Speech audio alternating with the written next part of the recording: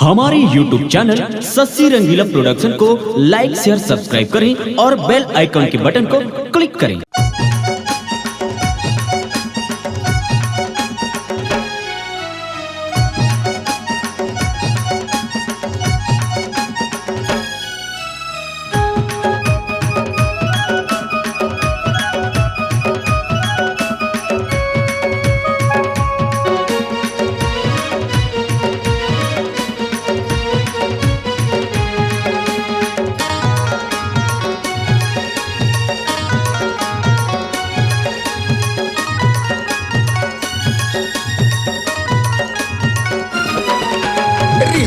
रिम झिम गिरा थे पानी आजा रे मोर दीवानी।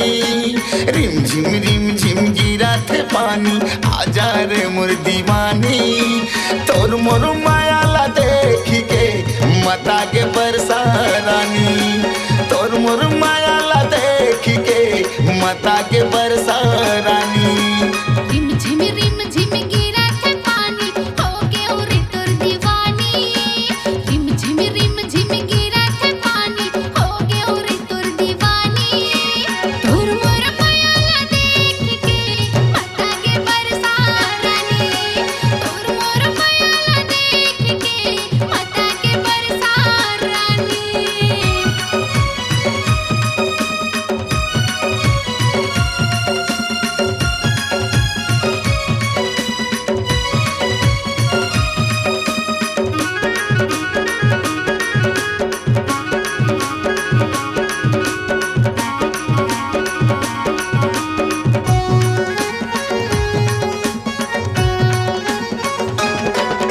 सावन में गिरा थे पानी भीग तोर जवानी वो।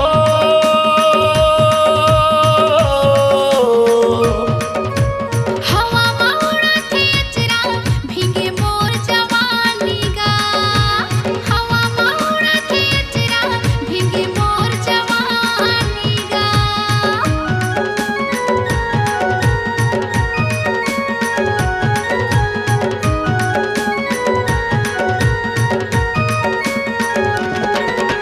सावन में गिरा थे पानी भीग तोर जवानी वो।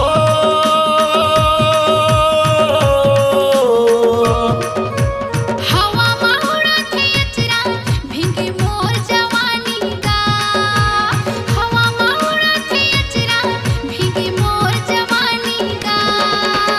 गोरी बदन तोरे उजर काया मीठी लगे तोरे बानी।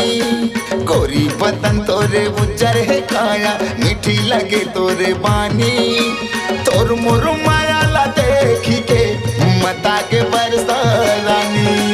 तोर मोर मायाला देख के मता के बरसारानी। रिम झिम गिरा थे पानी हो गयो रे तोर दीवानी। रिम झिम गिरा थे पानी हो गयो रे तोर दीवानी। तोर मोर मायाला देख के मता के बरसारानी।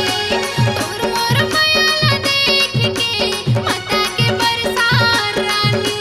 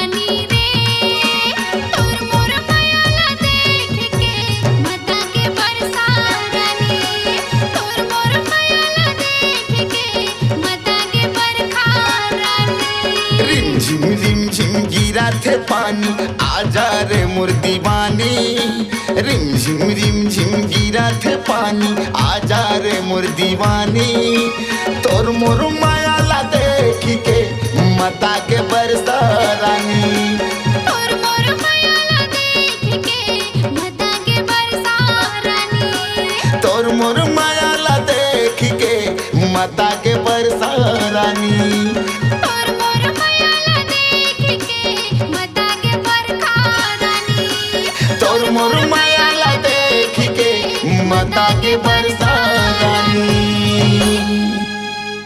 उभरते हुए कलाकारों को दे रही है नाम, आप भी दीजिए अपनी आवाजों को पहचान।